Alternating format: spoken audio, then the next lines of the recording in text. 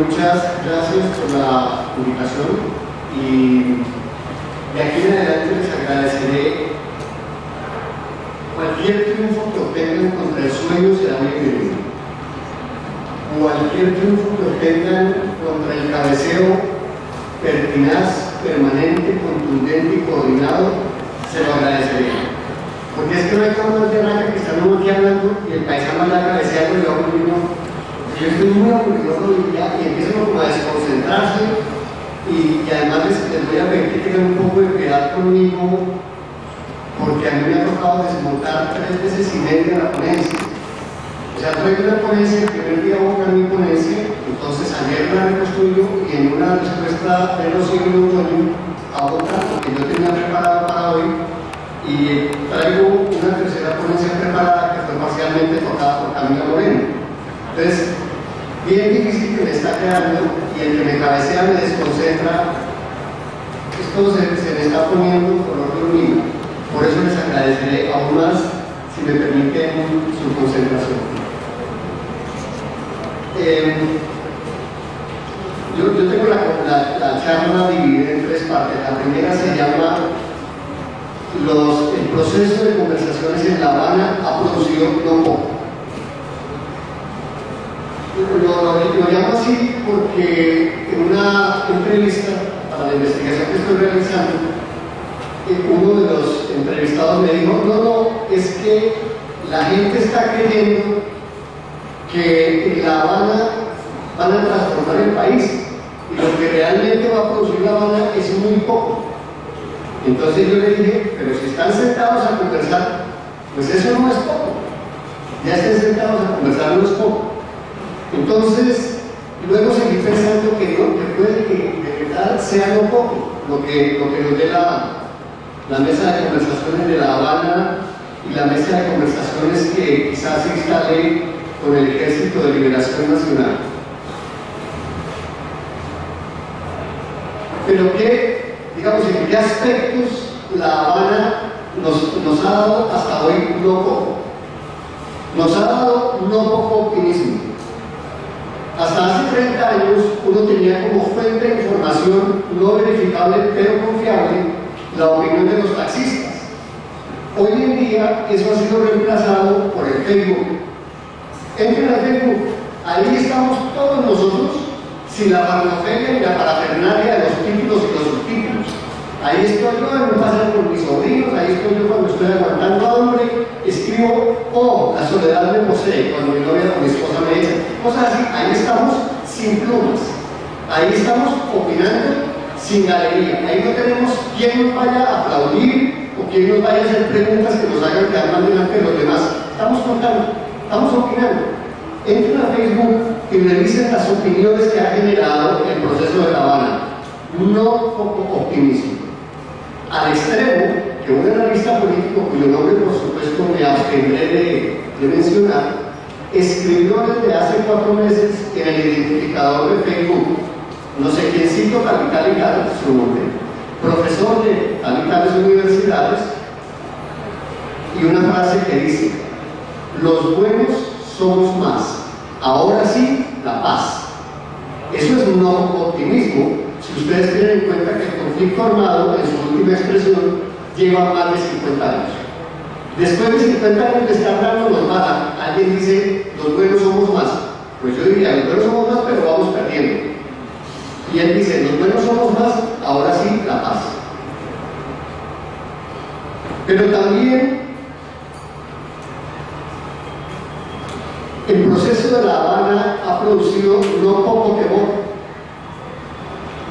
Personas que se han esforzado por ocultar su pasado familiar y personal vinculados al narcotráfico y que desde hace unos años para acá resultaron reclamándose académicos cuyos nombres no voy a mencionar, están sumamente atemorizados, a tal punto que han creado centros de pensamiento. O sea, habría que preguntar qué entendemos por pensar, pero digamos, ese no es el debate de hoy. Vamos a dejar tiempo a Castoriadis, no vamos a recordar a Platón cuando dijo que pensar es poner el mundo en cuestión. Vamos a creer que todo lo que hacemos como actividad mental es pensamiento. entonces ellos tienen también sus derechos humanos vigentes y tienen derecho a crear centros de pensamiento. Pues ellos están muy asustados. Entonces nos tienen tan asustados que yo me tomé un trabajo de puro vago que soy, de ayer llevar, desde que estoy llevando con palitos las anotaciones. Llevo una cuenta con palitos acerca del tipo de preguntas que ustedes formulan a las personas que exponen aquí arriba. Me interesaba saber cuántas preguntas se decía que las FARC son terroristas, estamos negociando con el gobierno colombiano está negociando con criminales, que las FARC se están tomando el poder, que lo que no conquistaron en el campo de batalla lo están conquistando en la mesa de negociación. Me interesaba mirar como ese estilo de preguntas y me arrojó el 38% del total de preguntas realizadas hasta la mesa de noche. O sea, el 38% de personas que han preguntado acá se están preguntando con no poco temor si la mesa de La Habana no les está entregando el poder a las FARC.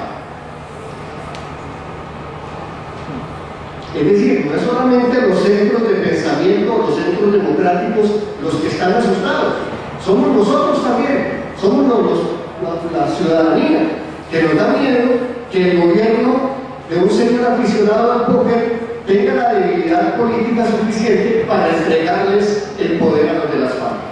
Y lo preguntamos con más o menos cuidado, nos cruzamos miradas cuando los expositores dicen tales o cuales cosas.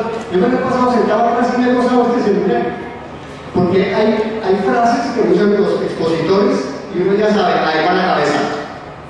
Y se miran, y uno ya sabe para dónde va la armonía. Ha producido no poco temor, no poco optimismo, no poco temor, y ha producido no poco análisis. Imagínense ustedes que este es un país en el que hemos vivido tan extremos grados de violencia que ya nada nos conmueve. Es decir, ustedes ven el noticiero de las 12 en un tipo en el cual muestran a un señor que le mete 47 puñaladas a la esposa y lo que se nos ocurre es decir, pues algo habrá hecho.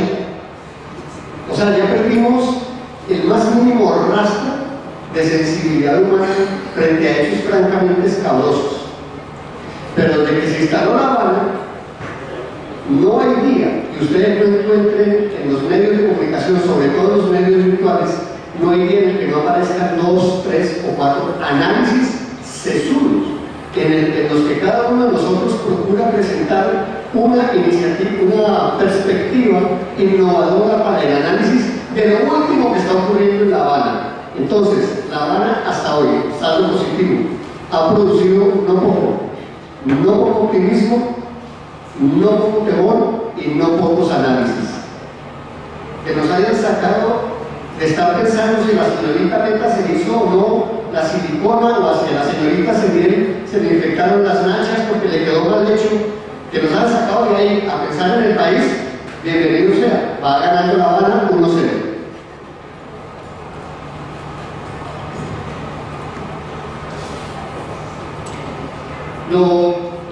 La segunda parte de mi presentación intentaré abordar una pregunta que es, después de que hasta aquí ha producido un poco La Habana, ¿qué podemos de verdad, sinceramente, esperar de la mesa de negociaciones de La Habana? Sinceramente, sin echar unos rollos raros, ni decir que es que el presidente Santos le faltan pantalones, no, frescos, como echemos de frescura y no le pongamos juicios morales y miremos de verdad qué podemos esperar.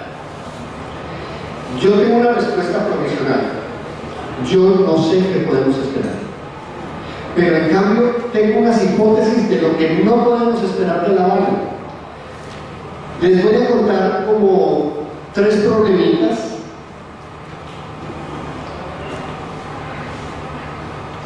Tres problemitas que no han podido ser resueltos en los últimos 140 años de vida republicana.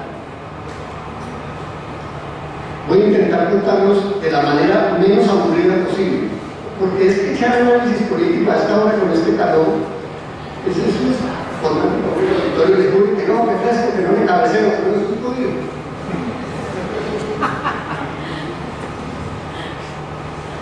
Imagínense que en 1831 el general Bolívar se envejucó y envió una carta diciendo más o menos lo siguiente: si los jueces de nuestra joven república no aprenden a impartir pronta, imparcial y debida justicia, auguro poca vida a la Gran Colombia.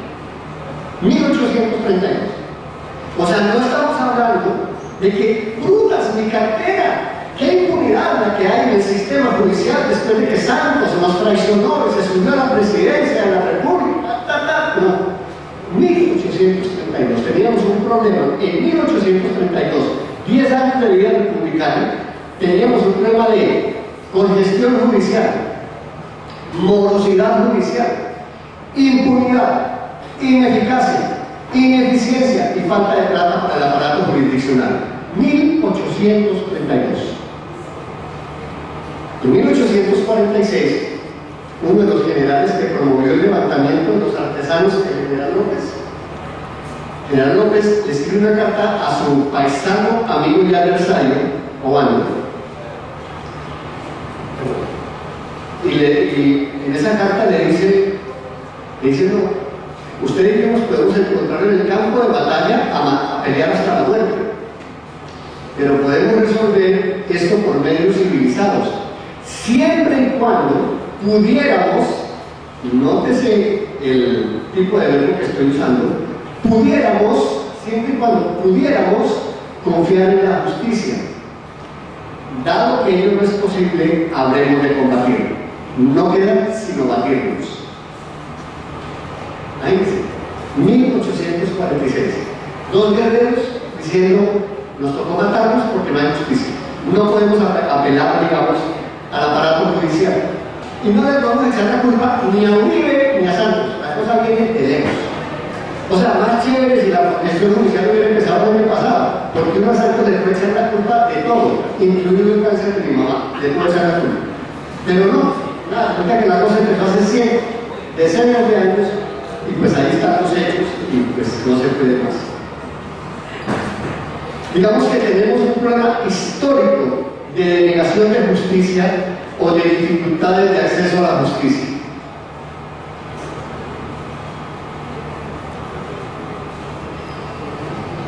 Tenemos un problema histórico en cuanto a la propiedad, uso y precio del suelo agrario, como lo que saben la parte de mi charla que ya hizo Rocío Antonio ayer, que creo que lo mostró con grupo de detalles y cifras y tal, y demuestra cómo, digamos, en el informe que presenta Rocío, lo que queda claro es que Colombia no ha tenido la capacidad de escoger cuál es la vía de desarrollo rural que es viable, posible y pertinente. Digamos, a nivel mundial ustedes encuentran básicamente dos formas de desarrollo rural: la vía farmer o de pequeñas propiedades parcelarias, que es la de Norteamérica, y la vía Juncker o de gran latifundio, que es la vía rusa y alemana, fundamentalmente. Pero aquí en Colombia, como somos el país de lo uno y lo otro, entonces, pues así somos. Entonces, decidimos que éramos por la vía de la gran propiedad agraria, pero a finales del siglo XIX una revolución liberal dirigida por un conservador. Entonces Colombia, esta cosa no es Alemania, entonces es un básquet, así fue, y el tipo dice, no podemos seguir con esta concentración de la propiedad, e inicia un proceso de distribución de tierras baldías. Desde 1863 empieza el proceso de distribución de tierras a pequeños campesinos. Entonces nosotros tenemos unas partes del país con pequeña propiedad parcelaria que después logra un cierto nivel de tecnificación y arranca la producción cafetera, y grandes extensiones de tierra en el mismo país, amparadas por las mismas leyes, grandes extensiones de tierra en propiedad de pocas manos. Entonces nosotros en Colombia no tenemos ni vía farmer ni vía Juncker, sino ambas. Pero para acabar de ajustar, en el norte, en los países de América del Norte que han escogido la vía farmer, a los pequeños propietarios se les entregó tierra y se les están dando subsidios desde esa época hasta nuestros días. En cambio aquí, que tenemos un poco de campesinos de pequeña propiedad y unos latifundistas de gran propiedad, les damos los subsidios a los latifundistas. No, la cosa es sumamente complicada y no vamos a esperar que un acuerdo logrado entre 20 personas en Cuba nos resuelva un problema que viene desde el día que sacamos a los españoles a patadas. Ese es el problema. Pero también cuando estaban los españoles se estaban dando entre ellos por el mismo problema. Entonces, hasta aquí tenemos dos problemas: el problema del acceso a la justicia, el problema agrario, y un tercer problema que tiene que ver con las posibilidades reales y efectivas de acceso al poder. Resulta que hasta aquí, y en eso estoy totalmente de acuerdo con María Camila, hasta aquí, en muchos aspectos, en lo que tiene que ver con justicia transicional, con proceso de paz, quedamos en manos de los medios de comunicación, con los medios de comunicación de periodistas que todavía dicen: llámense a Caracol, llámense, tráigame. Imagínense, si esto es en el español del día a día, imagínense el nivel de análisis que hay ahí. O sea, porque por la maleta se produce el pasajero, entonces, si ni siquiera saben hablar bien, pues mucho menos va a saber analizarlo. Entonces, nos hemos concentrado, cuando hablamos del acceso al poder, entonces empieza la gritería y el reguero de pestañas y la botadera de líneas en el piso diciendo: ¡ay, ahora el Timochenko ese tan barbaro, tan feo, nos va a llegar al Congreso! Pues a lo mejor ni llega, o quién sabe, digamos, pero Timochenko y Pablito Catatumbo, y nos quiero decir los nombres a esos caballeros, todos esos señores son 10, digamos son 30, o sea, numéricamente no son nada, cuantitativamente son carentes de cualquier relevancia. El problema serio no es con ellos, el problema es cómo hacemos para que nosotros, los que nacimos pasaditos de melanina y muy en el sur del sur, tengamos derecho a acceder a los cargos de representación y responsabilidad política. Ese es el problema. El problema no es el Catatumbo y el Timochenko y tal, eso no son el problema, es con nosotros. Es que porque a mí me toca hacer fila con el gabonate de barrio para que el aspirante del consejo nos vea a todos en la reunión y todos sabemos de qué les estoy hablando. Que viene el gabonate del barrio y me dice: venga, compadre, acompáñame a la reunión para que nos vean. Y entonces el jefe político viene, ve al gabonate del barrio, acompañado de otros 30 morochos como yo, y le dice: bueno, mijo, entonces le voy a traer las tejitas, el ladrillito. O sea, pero usted negrito, usted no debe subir al poder, para eso estoy yo. Usted vote por mí y lo demás es broma. El problema no es con los timochencos y los catatumbos, el problema es con los 40 millones de colombianos y colombianas que no podemos acceder al poder. Eso es lo que debemos resolver. Ya voy aquí.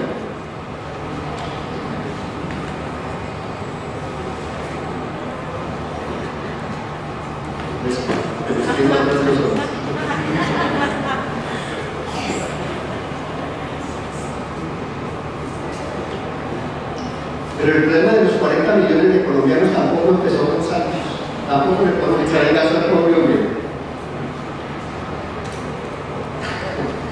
Ustedes imagínense que nosotros tenemos derecho a elegir y ser elegidos desde las primeras constituciones, por allá de la de 1824. Tenemos derecho a elegir y ser elegidos porque estamos entre iguales. Pero como lo dice bien el saber popular, el problema es que hay unos que son más iguales que otros. Entonces, durante todo el siglo XIX, durante todo el siglo XIX, usted podía elegir y ser elegido siempre y cuando pudiera probar que tenía rentas superiores a X miles de pesos. O sea, los iguales negros eran los que tenían platica, los demás éramos iguales, pero menos iguales. Después vino una reforma democrática promovida por el general Reyes, que dijo: no, pero es que eso sí es injusto, es que todos tienen derecho. Sí, todos, pero no todas. Entonces, las mujeres, ni elegir ni ser elegidas. Después le dimos el voto a las mujeres en el 57, pero eso fue hace poquito, eso fue antes de ayer, en 1957. Fíjense ustedes que hay una endemia en el sistema político colombiano, una enfermedad crónica de discriminación y de exclusión. Primero con los indios y los negros, o sea, usted no, si era negro ya estaba fuera. Después con los que no tenían un cierto nivel de ingreso. Después con los que no fueran hombres. Y después, a partir del 58, con los que no fueran ni liberales ni conservadores. Lo que les quiero señalar es que en este país hay una historia de discriminación política que ha impedido a los colombianos y a las colombianas asumir cargos de representación política a menos que no seas indio negro, a menos que hagas parte de un porcentaje de la población que tiene plata, a menos que seas hombre o a menos que seas liberal y conservador.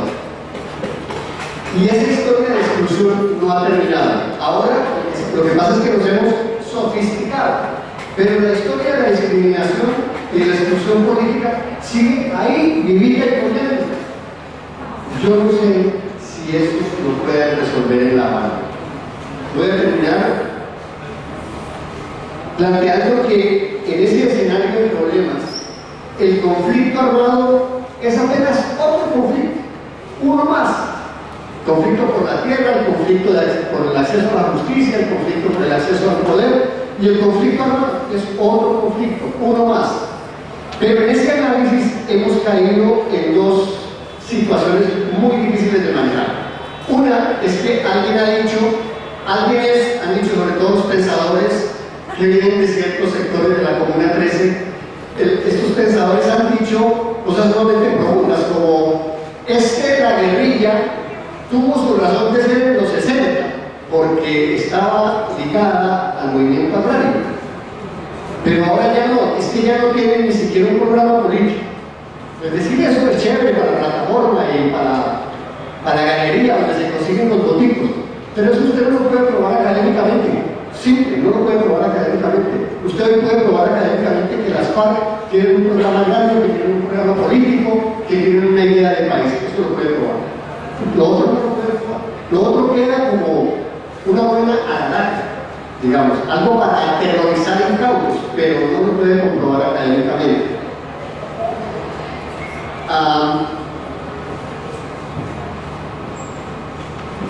Pero hay otros que han dicho lo contrario. Dicen, es que si usted logra terminar el conflicto armado, los otros conflictos los arregla con un batir de dedos. Y pues tampoco lo puede probar académicamente. Usted coge cualquier experiencia internacional y puede comprobar, como lo acaba de hacer Camila Moreno, que después de firmado los acuerdos entre los grupos armados y el gobierno, los otros problemas siguieron y están causando violencia en todos los procesos de todos los países del mundo. Creo que el caso que es más doloroso es el de Derry. Es tan doloroso que la ciudad se llama Derry, este palito, Derry, Londonderry. Es decir, se llama, como lo llaman los católicos, que es Derry, pero se llama como lo llaman los protestantes, que es Londonderry. Es una ciudad fracturada, polarizada. Sí, firmamos acuerdos de paz con el Irak ya va a ser 12 años, pero ahí están, los otros conflictos están ahí. Miren, y esos conflictos no se los va a arreglar el gobierno, no los arreglan en la mesa de negociación, tampoco se los va a arreglar el gobierno. La hipótesis que quiero dejar aquí antes de que empiece Alfredo es: esos problemas, en tanto son problemas que nos afectan a todos, su solución solo puede venir de un enorme esfuerzo colectivo. Si ustedes esperan que el gobierno o la guerrilla le arregle el problema, mejor vaya a ver televisión y espere ya se caer. Pero si está esperando que lo convoquen para que usted ayude a arreglar los problemas, también espere sentadito. Por eso, seminarios como este tienen tanta validez, porque no estamos esperando a que nos llamen. Estamos diciendo, vean, yo tengo una investigación que voy a tramitar, y lo que estoy diciendo me da miedo, pero lo pongo para debatirlo.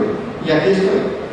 Y aquí estoy también con una frase de un poeta español que se llamaba Gabriel Zelaya, que decía que en ciertas circunstancias nuestras palabras no pueden ser sin pecado un adorno. Muchas gracias.